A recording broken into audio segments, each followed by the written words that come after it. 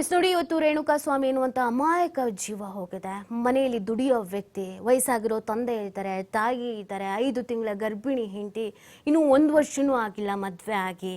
ಹೇಗೆ ಜೀವನ ನಡೆಸ್ತಾರೆ? ಹೇಗೆ ಜೀವನ ನಡೆಸೋದಕ್ಕೆ ಸಾಧ್ಯ ಆಗುತ್ತೆ? ಪಾಪ ಅವ್ರಿಗೇನು ತಪ್ಪು ಮಾಡಿದ್ರು ಇವತ್ತು ಶಿಕ್ಷೆ ಅನುಭವಿಸ್ತಾ ಇದ್ದಾರಲ್ಲ, ಆ ಮಗು ಇನ್ನು ಭೂಮಿಗೆ ಬಂದಿಲ್ಲ, ಕಣ್ಣೇ ಬಿಟ್ಟಿಲ್ಲ. ಹೊರಗಡೆ ಭೂಮಿಗೆ ಬಂದ್ಬಿಟ್ಟು ನನ್ನ ಅಪ್ಪ ಎಲ್ಲಿ ಅಂತ ಕೇಳಿದ್ರೆ ಯಾರ ಉತ್ತರ ಕೊಡ್ತಾರೆ? ನೀವ್ಯಾರಾದ್ರೂ ಉತ್ತರ ಕೊಡೋದಕ್ಕೆ ರೆಡಿ ಇದ್ದೀರಾ? ಅಥವಾ ನಾವು ಕೊಡೋದಕ್ಕೆ ಸಾಧ್ಯ ಆಗತ್ತಾ? ಇಂಥ ಕೆಟ್ಟ ಸಮಾಜದಲ್ಲಿ ನಾನು ಹುಟ್ಟಿದ್ದೀನ ಅಂತ ಆ ಮಗು ವಾಪಸ್ ಪ್ರಶ್ನೆ ಮಾಡಿದ್ರೆ ಯಾರು ಏನ್ ಹೇಳಕ್ ಸಾಧ್ಯ? ಇನ್ನೊಬ್ರು ಕರೆ ಮಾಡಿದ್ದಾರೆ. ನಮಸ್ತೆ, ಯಾರು ಮಾತಾಡ್ತಾ ಇರೋದು? ಹಲೋ, ನಾವು ಪ್ರಸನ್ನ ಶಿವಮೊಗ್ಗದಿಂದ. ಹೇಳಿ ಪ್ರಸನ್ನ ಅವ್ರೆ. ಮೇಡಮ್, ನಂದೊಂದು ಮಾತಿದೆ, ಒಂದು ಕಿವಿ ಮಾತು. ಯಾವಾಗಲೂ ನಾವು ಹೇಗಿರ್ಬೇಕಪ್ಪ ಅಂದ್ರೆ, ಇವತ್ತಿನ ಪ್ರಪಂಚದಲ್ಲಿ ಪಕ್ಕದಲ್ಲಿ ಏನಾದ್ರೂ ಕೂಡ ನಾವು ಕಣ್ಣಿಗೆ ಕಂಡ್ರು ಕಾರಣಗಿರೋಂತ ಪರಿಸ್ಥಿತಿ ಇದೆ ಇವಾಗ. ಇಲ್ಲಿ ಏನಾಗಿದೆ ಗೊತ್ತಾ, ಇಲ್ಲಿ ರೇಣುಕಾ ಸ್ವಾಮಿ ಮಾಡಿದ್ದು ಅದು ಏನ್ ಗೊತ್ತಾ, ನಾವು ಏನೇ ಮಾಡಿದ್ರು ಕೂಡ ನಮ್ದೇ ಆದ ಒಂದಷ್ಟು ಒಂದು ಜನಗಳು ಸಂಪರ್ಕ ಇರುತ್ತಲ್ಲ, ಆ ಜನಗಳ ಮಧ್ಯೆ ನಾವು ಅದನ್ನ ಒಳ್ಳೆ ರೀತಿಯಿಂದ ನಾವು ಕೇಳುವಂತವ್ರಿಗೆ ಆದ್ರೆ ಹೇಳ್ಬೋದು. ಅವ್ರು ಯಾರೋ ಒಂದು ಕಡೆ ಇರ್ತಾರೆ, ಯಾರೋ ಒಬ್ರು ಹೀರೋ ಆಗಿರ್ತಾರೆ, ಯಾರೋ ಒಬ್ರು ಹೀರೋ ಹೆಂಡತಿ ಆಗಿರ್ತಾರೆ, ಬೇಡ ಇನ್ನೊಂದ್ ಕಡೆ ಯಾರೋ ಒಬ್ರು ಲವರ್ ಆಗಿರ್ತಾರೆ. ಅವ್ರ ಬಗ್ಗೆ ಇವನು ಎಲ್ಲೋ ಇಟ್ಕೊಂಡು ತಲೆ ಕೆಡ್ಸ್ಕೊಳ್ಳೋದು ಅರ್ಥ ಇಲ್ಲ. ಕಾರಣ ಏನಪ್ಪಾ ಅಂದ್ರೆ, ರೇಣುಕಾ ಸ್ವಾಮಿ ಮಾಡಿದ್ದು ಕೆಲವು ವಿಚಾರದಲ್ಲಿ ತಪ್ಪೆ ಕರೆಕ್ಟ್. ಯಾಕೆ ತಪ್ಪು ಅಂತ ಹೇಳ್ತೀವಿ, ಒಂದು ಹೆಣ್ಣಿನ ವಿಚಾರದಲ್ಲಿ ಯಾವುದೇ ಕಾರಣಕ್ಕೂ ಅವಹೇಳನವಾಗಿ ಮಾತಾಡಬಾರ್ದು. ಹೌದು. ಯಾಕೆಂದ್ರೆ ಆ ಹೆಣ್ಣಿನ ಪರಿಸ್ಥಿತಿ ಆ ಹೆಣ್ಣಿಗೆ ಗೊತ್ತಿರುತ್ತೆ. ನಾನು ಹೇಗೆ ಬದುಕ್ತಾ ಇದ್ದೀನಿ, ಯಾವ ರೀತಿ ಬದುಕ್ತಾ ಇದ್ದೀನಿ, ನನ್ನ ಸುತ್ತಮುತ್ತಲು ಪರಿಸರ ಹೇಗಿದೆ, ಆತರ ಯೋಚನೆ ಮಾಡಿ ಅವ್ಳು ಬದುಕ್ತಾ ಇರ್ತಾಳೆ. ಇವತ್ತು ದರ್ಶನ್ ಅವಳ ಮದುವೆ ಆಗಿರ್ಬೋದು, ಬೇಡ ಅವಳಿಗೆ ಲೈಫ್ ಕೊಡ್ತಾ ಇರ್ಬೋದು, ಬೇಡ ಇನ್ನೊಂದು ರೀತಿ ನೋಡ್ಕೊತಿರ್ಬೋದು. ಆಗ ಅವಳೇನಾದ್ರು ಪರ್ಸನಲ್ ಬಂದು ಸ್ಟೇಷನ್ ಬಂದು ಕಂಪ್ಲೇಂಟ್ ಕೊಟ್ಟು ನನಗೆ ದರ್ಶನ್ ಚೆನ್ನಾಗಿ ನೋಡ್ಕೊತಾ ಇಲ್ಲ, ನನ್ನ ಜೊತೆ ಚೆನ್ನಾಗಿಲ್ಲ ಅಂತ ಹೇಳಿದಾಗ ಅವಾಗ ಇವ್ರ ಸ್ಟ್ರೈಕ್ ಮಾಡ್ಲಿ ಅಭಿಮಾನಿಗಳು, ಬೇಡ ಅಂತ ಹೇಳಲ್ಲ. ಆ ರೀತಿಯಾಗಿ ಪರ್ಸನಲ್ ಆಗಿ ಆ ಹುಡುಗಿ ನಂಬರ್ ತಗೊಂಡು ಆ ಹುಡುಗಿಗೆ ಬ್ಯಾಡ್ದನ್ನ ಮೆಸೇಜ್ ಕಳ್ಸಿ, ನಾಳೆ ನಮ್ಮ ತಂಗಿಗೆ ಮೆಸೇಜ್ ಕಳ್ಸಿ ನಾವು ಇದೇ ಮಾಡೋದೆ. ಏನ್ ಕೊಲೆ ಮಾಡ್ತೀರಾ? ಕೊಲೆ ಅಲ್ಲ, ಬೈಲ್ ಹೇಳ್ತೀವಿ. ವಿಕೋಪಕ್ಕೆ ಹೋದಾಗ ಸಿಟ್ಟಲ್ಲಿ ಏನ್ ಮಾಡ್ತೀವಿ ಅಂತ ಗೊತ್ತಾಗಲ್ಲ. ಅದೇ ಅದಾಗಬಾರ್ದು ಅನ್ನೋದೇ ಹೇಳ್ತಿದೀವಿ. ಸಿಟ್ಟಲ್ಲಿ ಪ್ರಸನ್ನ ಅವರೇ ಒಂದ್ ಸೆಕೆಂಡ್, ಸಿಟ್ಟಲ್ಲಿ ಏನೇನೋ ಮಾಡಬಾರ್ದು ಅಂತಾನೆ ಹೇಳ್ತಾ ಇರೋದು. ಹೌದು, ನಿಮ್ ಮನೇಲಿ ಅಕ್ಕ ತಂಗಿ, ಪ್ರಸನ್ನ ಅವರೇ ಮೆಸೇಜ್ ಕೊಡ್ತಿರೋದ್ರಲ್ಲಿ ತಪ್ಪಿಲ್ಲ. ಪ್ರಸನ್ನ ಅವರೇ ಒಂದ್ ಸೆಕೆಂಡ್, ನಿಮ್ ಮನೇಲಿ ಅಕ್ಕ ತಂಗಿ ಇದಾರೆ, ಆದ್ರೆ ನಾನು ಕೂಡ ಹೆಣ್ಣೆ. ನನಗೂ ಇವಾಗ ಯಾರೋ ಒಬ್ಬ ಮೆಸೇಜ್ ಮಾಡ್ತಾನೆ, ಕಮೆಂಟ್ ಹಾಕ್ತಾನೆ ಸೋಷಿಯಲ್ ಮೀಡಿಯಾದಲ್ಲಿ. ನಿಮ್ಮ ಮನೆ ಹೆಣ್ಣು ಮಕ್ಳಿಗೆ ಹೆಂಗಾಗುತ್ತೋ ನಮ್ಗಳಿಗೂ ಹಾಗೆ ಆಗತ್ತೆ. ಆದ್ರೆ ಅದನ್ನೆಲ್ಲ ನಾವು ಹೇಗೆ ಬ್ಯಾಲೆನ್ಸ್ ಮಾಡ್ತೀವಿ ಅನ್ನೋದು ಮುಖ್ಯ ಆಗತ್ತೆ. ಅವಳಿಗೆ ಪವಿತ್ರಾಗೆ ಮೆಸೇಜ್ ಮಾಡಿರೋದು ಫೋನ್ ನಂಬರ್ ತೆಗೆದುಕೊಂಡಲ್ಲ, ನಿಮ್ಗೊಂದು ಇನ್ಫಾರ್ಮೇಶನ್ ಕೊಟ್ಬಿಡ್ತೀನಿ. ಸೋಷಿಯಲ್ ಮೀಡಿಯಾದಲ್ಲಿ ಕಮೆಂಟ್ ಹಾಕಿರೋದು. ಇಲ್ಲಿ ರೇಣುಕಾ ಸ್ವಾಮಿನ ವಹಿಸ್ಕೊಂಡು ನಾನು ಮಾತಾಡ್ತಾ ಇಲ್ಲ. ಹೆಣ್ಣು ಮಕ್ಕಳನ್ನ ಏಕವಚನದಲ್ಲಿ ಮಾತಾಡ್ಸಿದ್ರು ತಪ್ಪೇನೆ. ಅದು ತಂದೆ ಆಗಿರ್ಬೋದು, ಯಾರೇ ಆಗಿದ್ರು, ನೀವು ಹೆಣ್ಣು ಮಕ್ಳನ್ನ ಹೆಂಗ್ ನೋಡ್ಕೊಂತೀರಾ ಅನ್ನೋದ್ರ ಮೇಲೆ ಎಲ್ಲವೂ ನಿಂತಿರುತ್ತೆ. ಓಕೆನಾ? ಆದ್ರೆ ಈ ಸೋಷಿಯಲ್ ಮೀಡಿಯಾದಲ್ಲಿ ಒಂದು ಬ್ಲಾಕ್ ಮಾಡೋದು ಅಂತ ಒಂದು ಆಪ್ಷನ್ ಇದೆ. ಪ್ರಸನ್ನ ಅವರೇ, ನಿಮ್ದು ಫೇಸ್ಬುಕ್, ಇನ್ಸ್ಟಾಗ್ರಾಮ್ ಎಲ್ಲ ಇದೆಯಾ? ಇದ್ರೆ ಅದ್ರಲ್ಲಿ ಒಂದು ಬ್ಲಾಕ್ ಮಾಡೋದು ಅಂತ ಆಪ್ಷನ್ ಇದೆ. ಬ್ಲಾಕ್ ಮಾಡಿ ಬಿಸಾಕಬಹುದು. ಅದಕ್ಕಿಂತ ಹೆಚ್ಚು ಅಂತಂದ್ರೆ, ಯಾರಾದ್ರೂ ನನಗೆ ಕಮೆಂಟ್ ಮಾಡಿದಾಗ, ಈಗ ಹೆಣ್ಣು ಮಕ್ಕಳು ಪರವಾಗಿ ಕಾನೂನು ತುಂಬಾ ಸ್ಟ್ರಾಂಗ್ ಆಗಿದೆ ಪ್ರಸನ್ನ ಅವರೇ. ನಾನು ಹೋಗಿ ಯಾರೋ ನನ್ನ ಚುಡಾಯಿಸ್ತಾನೆ ಅಥವಾ ನನಗೆ ಯಾರೋ ಕಮೆಂಟ್ ಮಾಡ್ತಾರೆ ಅಂತಂದ್ರೆ ತಕ್ಕ ಶಿಕ್ಷೆ ಆಗುತ್ತೆ, ಪೊಲೀಸರು ನೋಡ್ಕೊಂತಾರೆ. ಇಷ್ಟೆಲ್ಲ ಇದ್ದಾಗ ನಮ್ಮ ಮನೆಯ ಗಂಡ್ಮಕ್ಳು ಇರ್ತಾರಲ್ಲ, ಈಗ ದರ್ಶನ್ ಫ್ಯಾನ್ಸೋ ಅಥವಾ ದರ್ಶನ್ ಅಂತ ಅಣ್ಣನೋ ತಮ್ಮನೋ ಗಂಡನೋ ಇನ್ಯಾರೋ ಇರ್ತಾರಲ್ಲ, ಅವರು ಹೊಡಿಸೋದಕ್ಕೋ ಅಥವಾ ಹೊಡೆಯುವ, ನೀವ್ ಹೇಳ್ದಂಗೆನೆ ಸಿಟ್ಟು ಜಾಸ್ತಿ ಬಂದು ಜೀವ ಹೋಗುತ್ತಲ್ಲ, ಅದು ತಪ್ಪು. ಅದು ಆಗ್ಬಾರ್ದು ಅನ್ನೋದೇ ನಮ್ಮ ಕಳಕಳಿ ಪ್ರಸನ್ನ. ಅದು ಒಂದು ನಾನೊಂದು ಏನಪ್ಪಾ ಅಂದ್ರೆ, ನಾವು ಯಾರಿಗೆ ಒಂದು ನಾನು ಹೇಳೋದು, ನನ್ನ ವೈಯಕ್ತಿಕವಾಗಿ ಹೇಳೋದು ಏನಪ್ಪಾ ಅಂದ್ರೆ, ಕೆಲವೊಂದು ವಿಚಾರಗಳನ್ನ ಅದನ್ನ ಬಹಳ ಸೂಕ್ಷ್ಮ ರೀತಿಯಲ್ಲಿ ಅದನ್ನ ಸರಿಪಡಿಸಬೇಕು. ಆಯ್ತು. ಆಮೇಲೆ ಏನಾಯ್ತು ಗೊತ್ತಾ, ಇಲ್ಲಿ ಆಗಿದ್ ಪ್ರಾಬ್ಲಮ್ ಏನಾಗಿದೆ, ನಾನ್ ದರ್ಶನ್ ಹೀರೋ, ದರ್ಶನ್ ಅಂತಲ್ಲ, ನಾವು ಆರ್ಟಿಸ್ಟ್ ಇಲ್ಲ ಅಂತ ಹೇಳಲ್ಲ.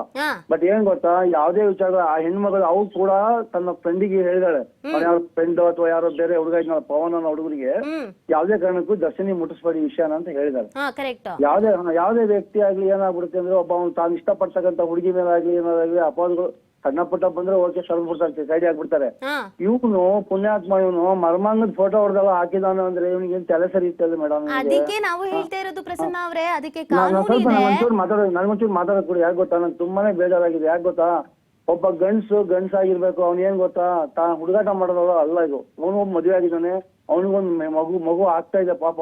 ಆ ಹುಡುಗಿ ಸಣ್ಣ ವಯಸ್ಸಿನ ಹುಡುಗಿ. ಇವನು ಈ ರೀತಿಯಾಗಿ ಇವ್ನು ಕುಡಿದಿದ್ನೋ ಅದು ಅವ್ರು ಕುಡಿದಿದ್ರು ಒಂದು ಗೊತ್ತಾಗಿಲ್ಲ ಮೇಡಮ್. ಪ್ರಸನ್ನ ಅವ್ರೆ ಕರೆಕ್ಟ್. ನಾನ್ ನಿಮ್ ರೂಟಿಗೆ ಬರ್ತೀನಿ ಪ್ರಸನ್ನ ಅವ್ರೆ. ನಾವಿಲ್ಲಿ ಎಲ್ಲೂ ರೇಣುಕಾ ಮಾಡಿದ್ ಸರಿ ಅಂತ ಹೇಳ್ತಾ ಇಲ್ಲ. ಇವತ್ ಏನಾದ್ರು ಜೆಂಟಲ್ ಮ್ಯಾನ್ ಆಗಿದ್ರೆ ದರ್ಶನ್, ಅವ್ರು ಪೊಲೀಸ್ ಕಂಪ್ಲೇಂಟ್ ಕೊಟ್ಟು ಇವತ್ತು ರೇಣುಕಾ ಸ್ವಾಮಿನ ಒದ್ದು ಒಳಗಡೆ ಹಾಕಿದ್ರೆ ಕಾನೂನಾಗಿ ಆಕ್ಷನ್ ಅನ್ನ ತೆಗೆದುಕೊಂಡಿದ್ರೆ ಇವತ್ತು ಅದೇ ರೇಣುಕಾ ಸ್ವಾಮಿ ಬಗ್ಗೆ ನಾವು ಮಾತಾಡ್ತಾ ಇದ್ವಿ. ಅದೇ ರೇಣುಕಾ ಸ್ವಾಮಿಗೆ ನಾವು ಕುತ್ಕೊಂಡು ಹೋಗಿತಾ ಇದ್ವಿ. ನೀವ್ ಹೇಳೋದ್ ಹೆಂಗಿದೆ ಅಂತಂದ್ರೆ ಒಂದ್ ನಿಮಿಷ ಪ್ರಸನ್ನ ಅವ್ರೆ, ನೀವು ಮಾತಾಡೋದೇ ಬೇಡ ಪ್ರಸನ್ನ ಅವ್ರೆ, ಅದು ರಾಂಗ್ ಮೆಸೇಜ್ ಹೋಗುತ್ತೆ. ನೀವ್ ಹೆಂಗ್ ಹೇಳೋದ್ ಹೆಂಗಿದೆ ಅಂದ್ರೆ ನಮಗೆ ಈಗ ನಮ್ಮನೇಲೂ ಗಂಡ್ ಮಕ್ಳು ಇರ್ತಾರಲ್ವಾ, ಯಾರ್ಯಾರು ಕಮೆಂಟ್ ಆಗ್ತಾರೋ ಹೋಗಿ ಎಲ್ಲರೂ ಸಾಯಿಸಿ ಅನ್ನೋ ತರ ಲೆಕ್ಕಾಚಾರದಲ್ಲಿ ಇದೆ. ನೀವ್ ಅದನ್ನೇ ತಾನೇ ಹೇಳ್ತಾ ಇರೋದು, ಮಾಡ್ತಿರೋ ತಪ್ಪು ಮಾಡಿದ ತಪ್ಪು ಮಾಡಿದ ಏನ್ ಹೇಳ್ಕೊಟ್ಟಿದ್ದೀರಾ ಪ್ರಸನ್ನ ಅವ್ರೆ? ಪಾಪ ಅಯ್ಯೋ ಪಾಪ ಅಯ್ಯೋ ಪವಿತ್ರ ಹಂಗ್ ಮಾಡಿದ್ರು ಇನ್ನೇನ್ ಹೇಳ್ಕೊಟ್ಟಿದ್ದೀರಾ? ಪಾಪ ಅಂತ ಹೇಳ್ತಿಲ್ಲ, ನಾನ್ ಹೇಳ್ತಿರೋದು ಹೆಂಗ್ ಗೊತ್ತಾ ಮೇಡಮ್, ದರ್ಶನ್ ಈಗ ವಿಷಯ ಮುಟ್ಟಿಸಿದಾಗ ಅವ್ನ್ ಮೊದ್ಲೇ ರಾಂಗ್ ಪರ್ಸನ್ ಗೊತ್ತಿದೆ, ಸಿಟ್ಟಿನ ಮನುಷ್ಯ ಅಂತ ಗೊತ್ತಿದೆ. ಅವ್ರು ಸಿಟ್ಟಿನ ಮನುಷ್ಯ ಅಂತ ಅವ್ರವ್ರ ಹೆಂಡತಿ ಮಕ್ಳ ಹತ್ರ ಇಟ್ಕೊಳ್ಳಿ, ಸಮಾಜದಲ್ಲಿ ಯಾಕೆ ಇಟ್ಕೋಬೇಕು ಪ್ರಸನ್ನ ಅವ್ರೆ? ಅವ್ರು ಸಿಟ್ಟಿನ ಮನುಷ್ಯ ಅಂತ ಅಂದ್ರೆ ಅದು ಅವ್ರಿಗಾಯ್ತು, ಸಿಟ್ಟು ಬಂತ ಅವ್ರ ಕೈ ಕುಯ್ಕೊಂಡ್ಲಿ, ಅವ್ರ ಮೂಗ್ ಕುಯ್ಕೊಂಡ್ಲಿ, ಅವ್ರ ತಲೆನೇ ಕುಯ್ಕೊಂಡ್ಲಿ, ಬೇರೆ ಜೀವ ಇಂಟಿಗೆ ತೆಗಿಬೇಕು. ಒಂದ್ ನಿಮಿಷ ಮೇಡಮ್, ಒಬ್ಬ ಅಭಿಮಾನಿ ಗೊತ್ತಿರುತ್ತೆ ಅವ್ನು ಎಂತ ಮನುಷ್ಯ ಅಂತ ಗೊತ್ತಿರುತ್ತೆ ಒಬ್ಬ ಅಭಿಮಾನಿಗೆ, ಹೌದಾ? ಅಭಿಮಾನಿ ಗೊತ್ತಿದ್ದಾಗ ಈತ ಹುಷಾರಾಗ್ಬೇಕಿತ್ತು, ಈತ ಯಾಕ್ಬೇಕು ನಮ್ಗೆ ಯಾಕೆ ಒಟ್ಟು ನೀವೀಗ ಏನ್ ಹೇಳ್ತಾ ಇರೋದು ಅಂತಂದ್ರೆ, ಒಂದ್ ನಿಮಿಷ ಈಗ ನೀವೇನ್ ಹೇಳ್ತಾ ಇರೋದು ಅಂದ್ರೆ ಇಲ್ಲಿ ದರ್ಶನ್ ತಪ್ಪಿಲ್ಲ, ಎಲ್ಲ ರೇಣುಕಾ ಸ್ವಾಮಿದೇ ತಪ್ಪು. ಮತ್ತೆ ಇನ್ನೇನಕ್ರಿ ಆ ಜೀವ ಹೋಗಿರೋ ಮನುಷ್ಯನ್ ಹಿಡ್ಕೊಂಡ್ ಬಂದು ಎಳಿತಾ ಇದ್ದೀರಾ ನೀವು? ಜೀವ ಹೋಗಿದ್ರ ಬಗ್ಗೆ ನಮಗೂ ಬೇಜಾರಿದೆ, ಮಗು ಪಾಪ ಬಸರಿ ನನಗೇನ್ ಅನ್ಸ್ಲಿಲ್ಲ, ನೀವು ಮಾತಾಡ್ತಿರೋದ್ ನೋಡ್ರೆ ನನಗೆ ನಿಮಗ್ ಬೇಜಾರಿದೆ ಅಂತ ಅನಿಸ್ಲಿಲ್ಲ. ನಿಮಗೆ ಪವಿತ್ರ ಅವ್ರ ಬಗ್ಗೆ ಇರೋ ಕಾಳಜಿ, ದರ್ಶನ್ ಬಗ್ಗೆ ಇರೋ ಪ್ರೀತಿ, ರೇಣುಕಾ ಸ್ವಾಮಿ ಜೀವದ ಬಗ್ಗೆ ಇದ್ದಂಗ್ ನನ್ಗಂತೂ ಅನಿಸ್ಲಿಲ್ಲ. ಪ್ರಸನ್ನ ಅವ್ರೆ ನೀವು ಮಾತಾಡ್ತಾರೆ, ನೀವ್ ಹೇಳ್ತಿದ್ದೀರಾ ನಾನು ಆರ್ಟಿಸ್ಟ್ ಅಂತ. ಮೇಡಮ್ ಒಂದ್ ನಿಮಿಷ ಹೇಳ್ತೀನಿ ಕೇಳಿ, ಯಾವುದೇ ಮನುಷ್ಯನಿಗಾಗಲಿ ಏನೇ ವಿಷಯ ಆಗಲಿ, ಒಬ್ಬ ನೀರಿನಲ್ಲಿ ಬಿದ್ದವನಿಗೆ ನೀರಿನ ಕೈ ಎತ್ತಿ ಎಳೆ ಕೊಡ್ತೀವಿ, ನೀರಲ್ಲಿ ಬಿದ್ದವನಿಗೆ. ಈಗ ನೀವು ದರ್ಶನ್ ಕೈ ಎತ್ತುತ್ತಾ ಇದ್ದೀರಾ? ಒಂದ್ ಕೈ ಕೊಡ್ತೀವಿ, ಕೈ ಕೊಟ್ಟಾಗ ಏನಾಗುತ್ತೆ, ಅವ್ನು ಸಾಯ್ತಾ ಇರ್ತಾನೆ ಮಧ್ಯ, ಕೈ ಕೊಟ್ಟಾಗ ಏನ್ ಮಾಡ್ತಾನೆ, ಅವ್ನು ತಾನ್ ಬದುಕಿಗೆ ನಮ್ಮನ್ ಮೆಟ್ಟಿ ತಾನ್ ಮೇಲ್ ಬರ್ತಾನೆ, ಅವ್ರು ಇಬ್ರು ಸತ್ತು ಹೋಗ್ತಾರೆ. ಇದು ಆತರ ಆಗಿದೆ ಪರಿಸ್ಥಿತಿ. ನಂಗೆ ಅರ್ಥ ಆಗಿಲ್ಲ ಇದ್ರಲ್ಲಿ. ಈಗ ನೀರಲ್ಲಿ ಮುಳುಗ್ತಿರೋದ್ ಯಾರು, ಕೈ ಹಿಡಿತಿರೋದ್ ಯಾರು? ದರ್ಶನ್ ಮುಳುಗ್ತಿದ್ದಾರೆ, ನೀವು ಕೈ ಹಿಡಿತಿದ್ದೀರಾ? ಇಲ್ಲ ಪಾಪ ರೇಣುಕ ಸ್ವಾಮಿ ಏನ್ ಮಾಡ್ದ, ಅವ್ನು ಏನೋ ಒಳ್ಳೇದ್ ಮಾಡಕ್ ಹೋದ, ಅದೇನೋ ರಿವರ್ಸ್ ಆಯ್ತು. ಅದು ಅಲ್ಲೇ ಏನಾಯ್ತು, ಅವ್ರು ದರ್ಶನ್ ಏನ್ ಮಾಡ್ದ, ಇದನ್ನ ದೊಡ್ಡಕ್ ತಗೊಂಡೋಗ್ಬಾರ್ದು ಅಂತೇಳಿ ಒಳಗಿನೊಳಗೆ ಎದುರ್ಸ್ ಕಳ್ಸೋಣ ಅಂತ ಹೋದ. ಅದ್ರ ಜೊತೆಗೆ ಇವರೆಲ್ಲ ಸೇರ್ಕೊಂಡು ಜೀವ ಹೋಯ್ತು ಅಷ್ಟೇ ತಾನೆ, ಒಂದ್ ಜೀವ ಹೋಯ್ತು ಅಷ್ಟೇ ಅಲ್ವಾ? ಇದನ್ನ ಬಿಟ್ಬಿಡ್ಬೇಕು. ಪ್ರತಿಫಲ ದರ್ಶನ್ ಉಂಡ್ಲೇಬೇಕು. ಯಾಕೆ ಗೊತ್ತಾ, ಈ ಅಭಿಮಾನಿಗಳು ಗಳಿಸ್ಕೊಂಡಾಗ ಒಳ್ಳೇದು ಕೆಟ್ಟದ್ದು ಅವನೇ ಅನುಭವಿಸ್ಬೇಕೀಗ. ಕರೆಕ್ಟ್ ಅನುಭವಿಸ್ಬೇಕು. ಯಾಕಂತ ಹೇಳ್ತೀನಿ ಕೇಳಿ, ಈಗ ಒಬ್ಬ ದೊಡ್ಡ ನೀವೇ ಒಂದ್ ದೊಡ್ಡ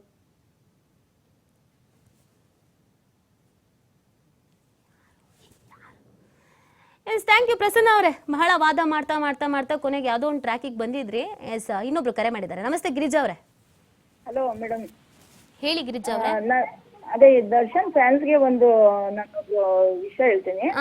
ಏನ್ ಗೊತ್ತಾ, ದರ್ಶನ್ ಅವ್ರಿಗೆ ಹೆಲ್ಪ್ ಮಾಡಿದಾನೆ, ಈ ಒಂದು ಅನಾಥಾಶ್ರಮ ನಡೆಸ್ತಾ ಇದ್ದಾನೆ, ಹಾಗೆ ಹೀಗೆ ಅಂತ ಎಲ್ಲ ಹೇಳ್ತಾರಲ್ಲ, ಆ ಒಂದು ಮನುಷ್ಯ ಅವ್ರ ತೋಟದಲ್ಲಿ ಕೆಲಸ ಮಾಡೋ ಅಂತ ಮನುಷ್ಯ, ಅವ್ರ ವೃದ್ಧ ಅವನು, ಅಯ್ಯಪ್ಪ ಪಾಪ ಅವ್ರಿಗೆ ಎತ್ತು ತಿವಿದ್ಬಿಟ್ಟು ಅಷ್ಟು ಒಂದು ಕಷ್ಟದಲ್ಲಿ ಇದಾರೆ ಅವರು. ಇವ್ರು ಇಷ್ಟೊಂದು ಸಮಾಜ ಸೇವೆ ಮಾಡೋರು, ಆ ಮನುಷ್ಯನಿಗೆ ಯಾಕೆ ಇವ್ರು ಏನೊಂದು ಒಂದು ಆರ್ಥಿಕವಾಗಿ ಹೆಲ್ಪ್ ಮಾಡಿಲ್ಲ ಅಂತ ನಾನು ಕೇಳ್ತಾ ಇದ್ದೀನಿ. ಅದವ್ರ ಅಭಿಮಾನಿಗಳನ್ನೇ ಕೇಳ್ಬೇಕು ಗಿರಿಜಾ ಅಲ್ವಾ? ಅಷ್ಟೊಂದು ಹುಚ್ಚರಾಗಿದಾರಲ್ಲ ಅವ್ರ ಬಗ್ಗೆ ಇಷ್ಟೊಂದು ದುರ್ವರ್ತನೆ ಎಲ್ಲ ನಡ್ಕೊಂಡ್ರು ಅವ್ರ ಬಗ್ಗೆ ಮಾತಾಡ್ತಾ ಇದಾರಲ್ಲ ಫ್ಯಾನ್ಸ್, ಅದಕ್ಕೆ ಕೇಳ್ತಾ ಇದೀನಿ ಮೇಡಮ್. ಆ ಪ್ರಶ್ನೆ ಎಲ್ರಿಗೂ ಇದೆ ಗಿರಿಜಾ ಅವ್ರೆ, ಯಾಕೆ ಹಿಂಗೆ ಇವರು ರೇಣುಕಾ ಸ್ವಾಮಿ ಅವ್ರ ಮಿಸ್ಸಸ್ ಪಾಪ ಅವರು ಅಮಾಯಕಳ ಹೆಣ್ಮಗ್ಳು ಇದ್ದಂಗಿದ್ದಾಳೆ, ಮಾತಾಡಕ್ಕೂ ಬರಲ್ಲ ಆ ಹುಡುಗಿಗೆ. ಆದ್ರೂನು ಅವ್ರ ಮನೆಗಳಲ್ಲಿ ನನ್ ತಂಗಿಗೆ ಈ ತರ ಮಾಡಿದ್ರೆ ಏನ್ ಮಾಡ್ಬೇಕಾಗಿತ್ತು ದರ್ಶನ ಅಂತ ಅವ್ರ ಫ್ಯಾನ್ಸ್ ಯೋಚನೆ ಮಾಡ್ಬೇಕು ಮೇಡಮ್. ಮಾತಾಡ್ತಾ ಇದ್ರು ಅವ್ರು, ಅದನ್ನೇ ಹೇಳ್ತಾ ಇದ್ರಪ್ಪ, ನಮ್ಮನೆ ಹೆಣ್ಮಕ್ಳಿಗೆ ಈ ತರ ಕಮೆಂಟ್ ಬಂದ್ರು ನಾವು ಹಿಂಗೆ ಆಡ್ತೀವಿ ಅಂತ ಹೇಳ್ತಿದ್ರು. ಎಲ್ಲರೂ ಇದೇ ತರ ಇವ್ರನ್ನ ರೋಲ್ ಮಾಡೆಲ್ ತಗೊಂಡು ಕೊಲೆ ಮಾಡಕ್ಕೆ ನಿಂತು ಬಿಟ್ರೆ, ಹೊಡ್ಸಕ್ಕೆ ನಿಂತು ಬಿಟ್ರೆ, ಮೋಸ್ಟ್ಲಿ ನನಗನ್ಸ್ದಂಗೆ ಸಮಾಜದಲ್ಲಿ ಗಂಡು ಮಕ್ಳೇ ಇರಲ್ಲ ಅನ್ಸುತ್ತೆ. ಎಲ್ಲರೂ ಒಂದಲ್ಲ ಒಂದ್ ಕಿತಾಪತಿ ಮಾಡ್ತಾನೆ ಇರ್ತಾರೆ.